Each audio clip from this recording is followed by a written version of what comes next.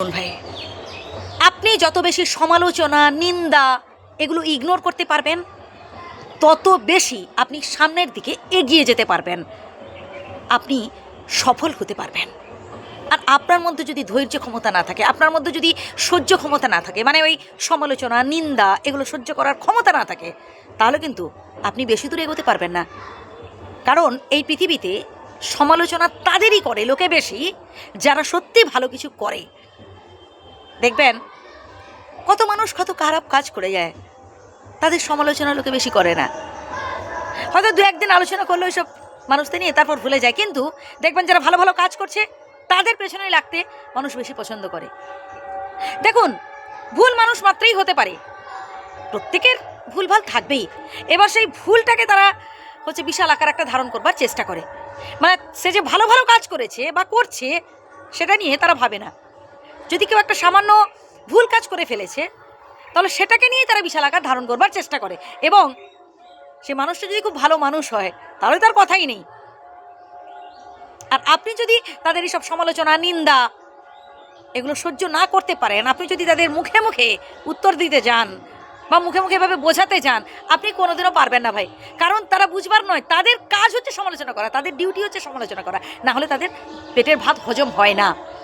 আসলে এরা এই অন্ধকার জগতেই তারা থাকে, মানে এই চার দেওয়ালের মধ্যে তারা সবসময় নিজেদের বন্দি করে রাখে। সংসারের চার দেওয়ালের মধ্যে তারা বন্দি করে হয়ে থাকে।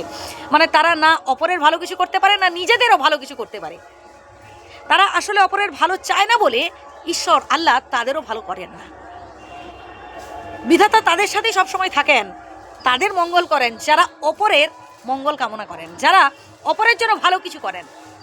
ভাই, কিছু পেতে গেলে না কিছু দিতে হয়, বুঝলেন? তো যাই হোক, আপনি যে কাজ করছেন, যদি সেটা সৎকর্ম হয়ে থাকে, যদি সত্যিই সেটা ভালো কিছু হয়ে থাকে, আপনি কাজ করে যান ভাই।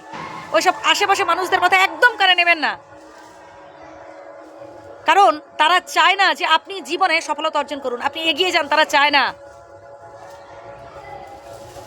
আপনাকে এই সমালোচনা, নিন্দা এগুলো হজম করতে হবে, তবেই তো আপনি সামনের দিকে এগোতে পারবেন। আর এই পৃথিবীতে যে বা যারা সফল হয়েছেন, তারা কিন্তু রাতারাতি সফলতা অর্জন করেননি। তাদের অনেক কষ্ট সহ্য করতে হয়েছে, অনেক সমালোচনা সহ্য করতে হয়েছে।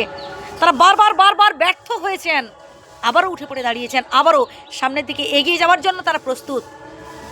বুঝলেন?